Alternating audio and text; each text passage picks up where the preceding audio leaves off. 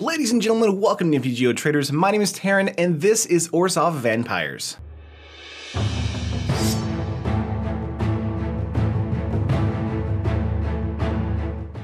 Okay guys, Ixalan brought with it more vampires, and I'm going to be making a black-white tribal deck for Orzhov for vampires. This deck is about being aggressive, getting some points of damage for life loss and life gain as the match goes on, and draining your opponent's life points down to 0. But of course, before getting into the deck tech, make sure to hit the like button and subscribe to the channel if you haven't already, and hit that little bell next to the subscribe button so you know when we upload a video and when we go live on the stream. But alright, let's jump right into this deck. The 1 mana slot has Vicious Conquistador, a 1 black mana 1/2 vampire soldier that whenever it attacks, each opponent loses 1 life. While this is no night market lookout with giving us a 1-point life swing and 1-point life gain, Vicious Conquistador does have an extra point of toughness, so that is very relevant as well. Being able to deal damage even when you know Vicious Conquistador is going to get blocked is incredibly important in the mid to late game because it can mean the difference between life and death. There's a 4 of in this deck because we love it and we think it's good enough and low enough to get under an opponent for 2 to 3 to 4 damage apiece. But moving on from Vicious Conquistador, we have Andonto Vanguard. This is a 2 mana 1/1 that when it attacks it gets +2/+0, and you can pay 4 life and give it indestructible until end of turn. This is a card that I was kind of thinking of either doing a 2 of or maybe a 3 of in the deck, but I think a 4 of here is pretty relevant. Being able to attack out on turn 3 for 3 or 4 based on having a 1-drop creature on the field as well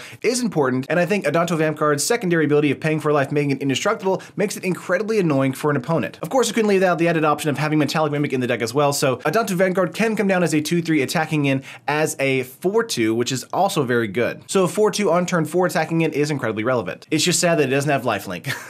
Moving on from Andonto Vanguard, we have the Gifted Aetherborn. This is from Aether Revolt, so 2 black mana for a 2/3 Death Touch lifelinker. A complete 4 of here because it is a fantastic vampire and great in a vampire shell. It's going to give us a bunch of life back, it's going to help deal with some hard to deal with creatures, and it's going to be able to kill some creatures that we think we can't even get over. Gifted Aetherborn is a godsend at the 2 mana slot, and it's a definite 4 of in this deck. But moving on from the Aetherborn, we have 4 Metallic Mimic. You know it's in the deck. Metallic Mimic, of course, enters battlefield, choose a creature type. Metallic Mimic is the chosen type in addition to its other types, and each other creature you control of the chosen type enters the battlefield with an additional +1/+1 counter on it. So our Vicious Conquistador comes down as a 2/3 for 1, which is actually very, very good. Being able to do a turn 3 3-point life swing thanks to its secondary ability. So Metallic Mimic is pumping our entire board, making it a lot more viable, and making lifelink even that much more important with a card like Gifted Aetherborn, stuff like that. But of course, be aware Metallic Mimic is going to be the point of a lot of removal spells, so if it comes down early, you're probably going to see it get removed very quickly. So be mindful of that. But moving on from the Mimic, we have 2 Mavrin Fane. Dusk Apostle is a 3 mana 2/2 legendary creature,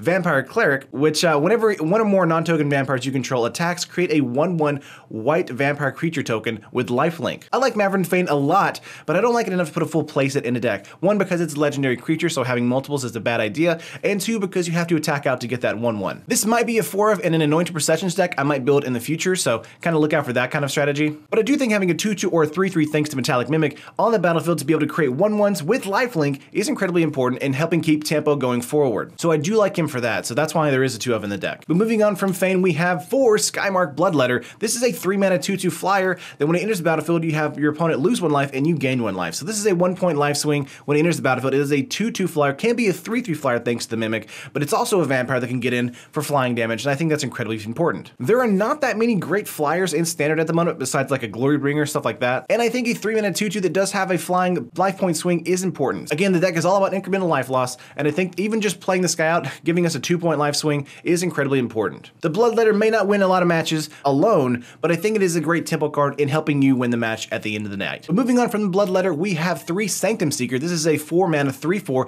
that whenever a vampire you control attacks, each opponent loses 1 life and you gain 1 life. So again, this is more incremental life loss, life gain, helping your board or life total stabilize while you continue to swing out turn over turn. And this is what makes cards like Vicious Conquistador like crazy powerful. So getting in for 1, doing an additional 1 damage, plus also doing an additional 1 damage thanks to Sanctumseeker being out, that's 3 points of damage and you gain 1 life. That's very cool. Sanctumseeker might usually be used as a spell here instead of a creature on its own, but a 3 for making it a possible 4/5 thanks to the Mimic is really good. It's a nice on-curve play, and again, it's just that incremental life loss. So this is a vampire deck, so we want to drain the life out of our opponent.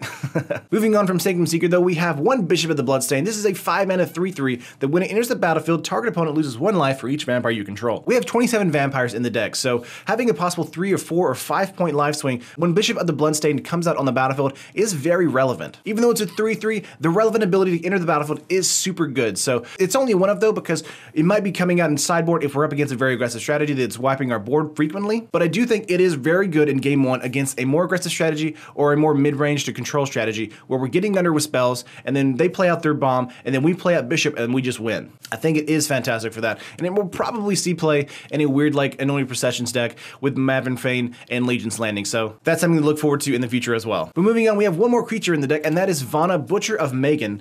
And that is 5 mana 4/4 Vigilance Lifelink, which is good enough on its own, but you can tap it, pay 7, and destroy target non-land permanent. Activate this ability only during your turn. While this card may not seem really good, I think in a vampire strategy, making a 5 mana 5/5 Vigilance Lifelinker is incredibly powerful if we have the Mimic on the battlefield. And having the ability to pay 7 life, with all the life gain we're getting in the deck, I think it's going to be not that bad to be able to pay some life and kill something on the other side of the field that's giving us a headache. And of course, it's non-land permanent, so it can be a planeswalker, it can be any kind of creature, it can be an enchantment, all kind of things like that are totally open game with Vana. But it is only a 1 of in the deck, as it is a little high on the curve for me. But I do think if it's performing well for you, you might want to put 2 in and put Bishop of the Bloodstained in the sideboard. So that is kind of something to think about. I do like this card a lot though. But that is it for creatures. We have 27 in total, so let's move on to spells, and we have 10 of those. So let's move on. We have 4 Fatal Push. Of course, this is premium removal for the format. Fatal Push is going to kill a creature if it has converted mana cost 2 or less, and Revolt, we can kill a creature if it has the command converted mana cost 4 or less, if a permanent we controlled left the battlefield this turn. So Vicious Conquistador, or what maybe our 1/1 Lifelinker,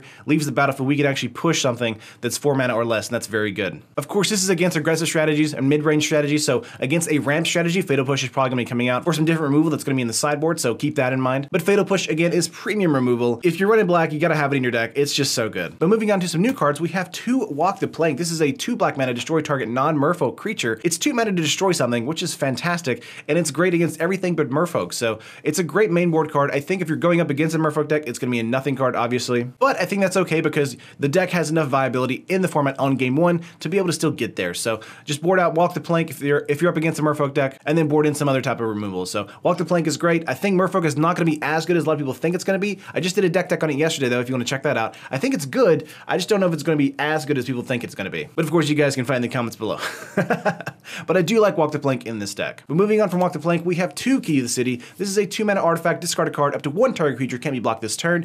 And whenever Key to the City becomes untapped, you can pay 2 colorless if you do draw a card. This is a great way to get in when there's a big board state of creatures that are gumming up the board state. A great way to make a creature unblockable, and also a great way to draw some cards if you're in the mid to late game to draw a card and then draw an extra card on your upkeep. If you're getting mana flooded, Key to the City is the perfect answer to be able to kind of get some extra value from that mana flood. This is an aggressive strategy, so I definitely wouldn't leave home without it. And the last 2 cards in the deck, we have Ixalan's Binding. This is a 4 mana lockdown spell for an enchantment. When Ixalan's Binding enters the battlefield, exile target non-land permanent and opponent controls until Ixalan's Binding leaves the battlefield. Your opponents can't cast spells with the same name as the exiled card. So Ixalan's Binding is great against a deck that has multiples of a single card in the format. This is going to be good against a mono red aggro strategy. This is going to be good against a Glorybringer. This is going to be good against a Torrential Gearhulk, things like that, where if they play it out, we have the option to Ixalan's Binding it, and then they don't have any kind of follow-up play to get rid of an enchantment on game 1. I think it's very good. I think a lot of people are going to be debating this card or Cast Out. I think Cast Out might be winning a little bit, but I think the ability to kind of get where they can't cast follow-up spells of the same name is incredibly important. So definitely look for this card on the horizon.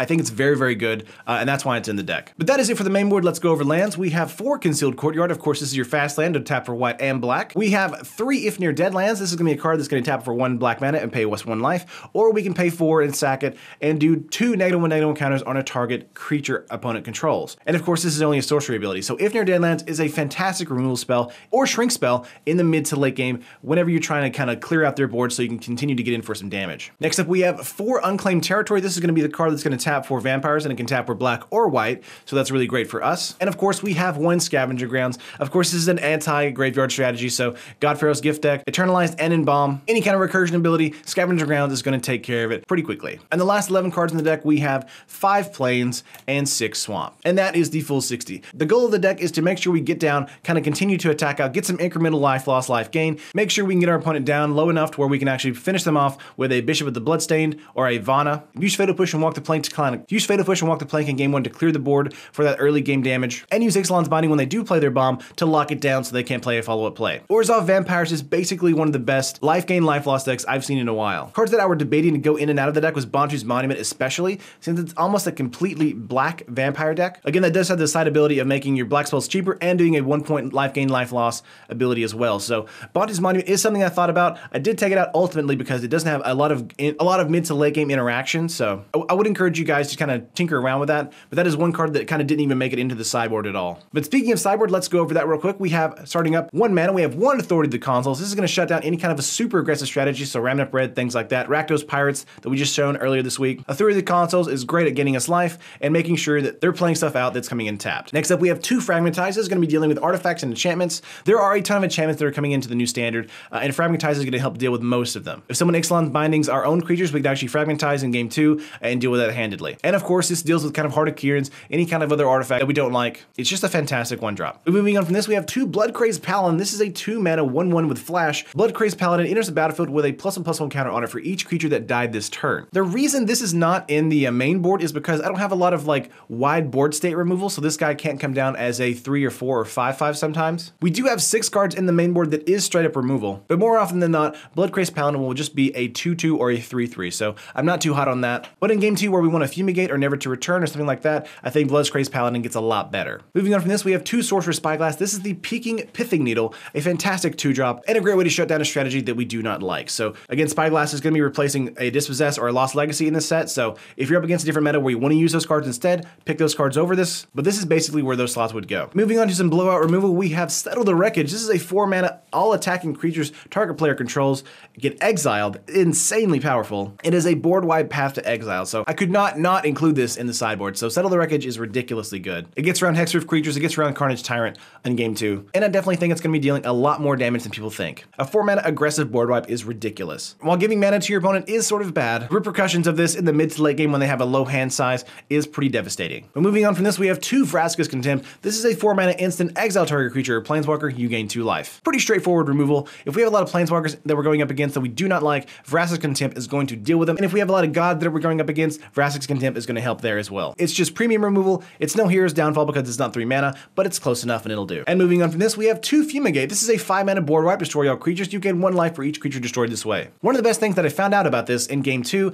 is that you Fumigate, you have a Danto Vanguard in the field, you pay 4 life, you destroy 3 to 4 creatures, you gain that back immediately, so it's a board wipe, you don't really lose life, and you have a creature on the board. I think that's a lot better than people are giving it credit for, and of course, Fumigate is a wonderful tempo gainer for us. And the last 2 cards in the deck, we have 2 Never to Return. This is of course, destroy target creature or planeswalker, and you can actually exile a card from their graveyard and create a 2/2 zombie. Exiling a specific card from a graveyard is great for against a Godfrey gift deck, or an Embalm or Eternalized deck. So, and also Never is just premium removal as well. So for 3 mana, destroy target creature or planeswalker is decent enough too. But that is the full 75. On MTG Traders right now, it's coming to around like 64-ish tickets, although that may like go up and down depending on how Ixalan is doing in this first week. So I would definitely click the link below to check it out on MTG Traders website itself to see how much it's going to be at the time, because since it's the beginning of the format, those prices are going to change rapidly. But I love this deck a lot. It's super aggressive, it's super fast and low to the ground. It has a lot of removal and an ability to kind of go high with Metallic Mimic. I love it. But let me know what you thought of the deck. Did you like it? Did you hate it? I love hearing back from you guys. But as always, like the video if you liked it, and of course subscribe to the channel if you haven't already, and hit that little bell to make sure you know when we have new uploads and you know when we go on stream. But I appreciate it, guys, and I will see you guys in the next video. But I appreciate it as always, and I will see you guys in the next video.